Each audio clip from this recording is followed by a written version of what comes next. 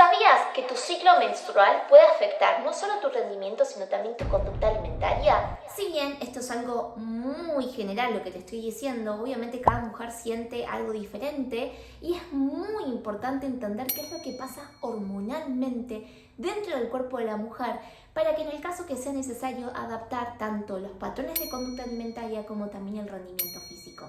Es decir, el entrenamiento que realicemos según la etapa del ciclo menstrual. Quédate acá que te voy a contar todo lo que tenés que saber. Acompáñame.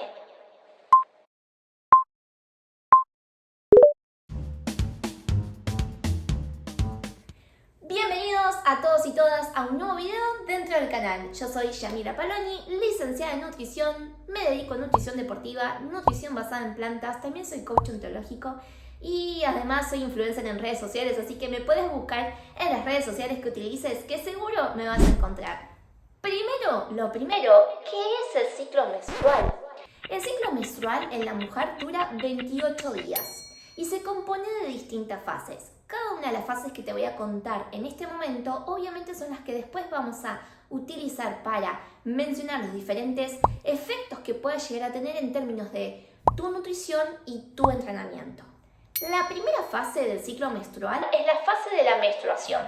que es donde el revestimiento del útero de la mujer se desprende y ocurre el fenómeno que conocemos que es la menstruación o el sangrado.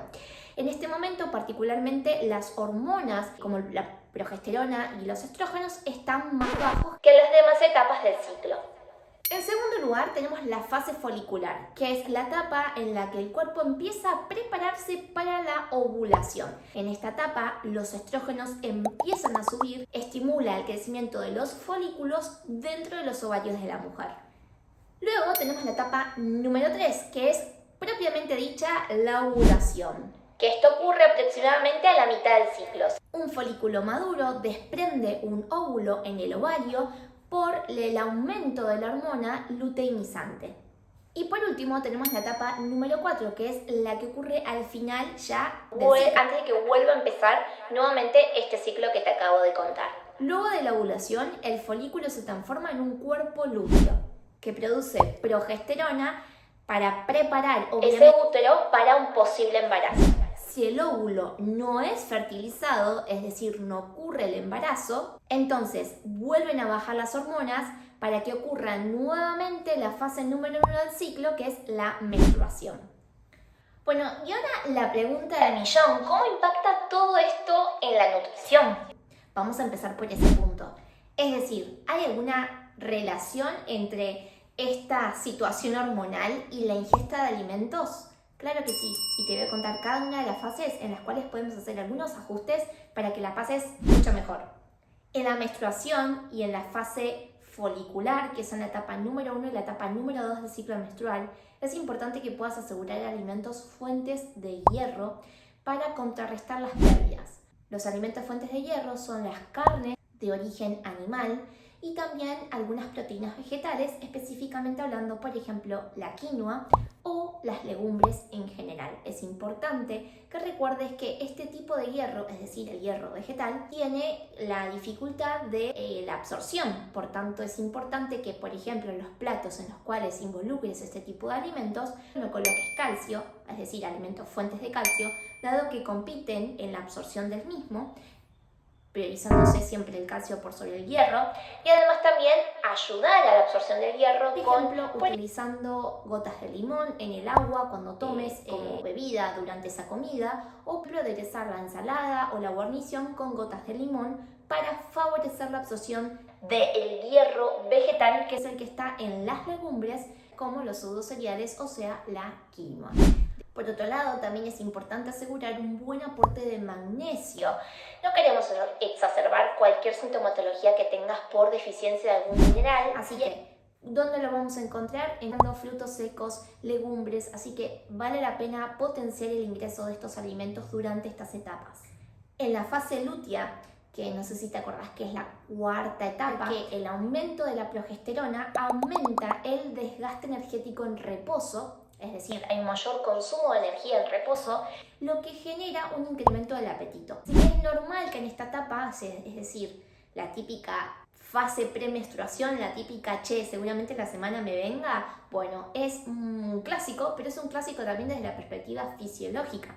Es totalmente normal que vos sientas ese mayor apetito. Lo importante es que la justificación de esa ingesta sea realmente porque es algo que necesitas y no usarlo como una excusa para comer mucho más y que eso se termine convirtiendo en un problema para vos.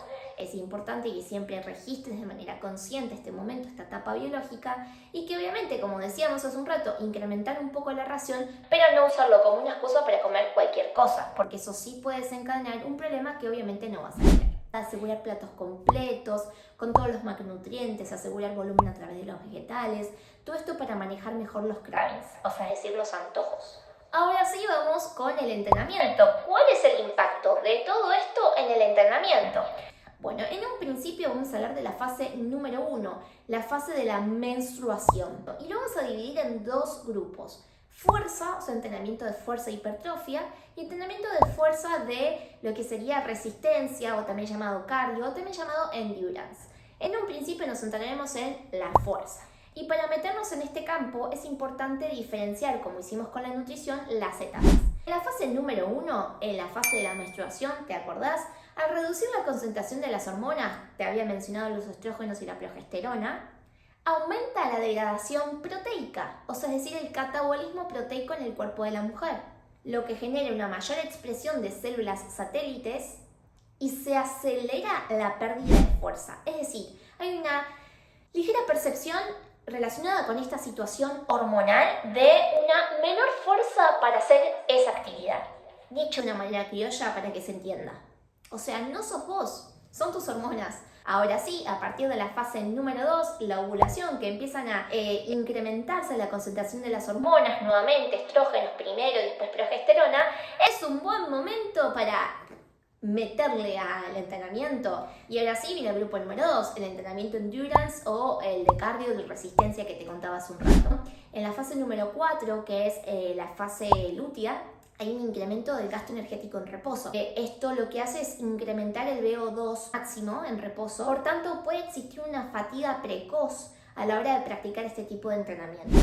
¿Por qué lo dividimos en dos grupos? Fíjate que en la parte de fuerza no hicimos alusión a la fase 4 y ahora en el entrenamiento de endurance, resistencia o cardio, sí. Percepción de la fatiga sea mayor que por ahí en las otras etapas del ciclo menstrual. Como hablábamos hace un rato, esto es una generalización porque estamos hablando del cuerpo femenino como un conjunto de hormonas.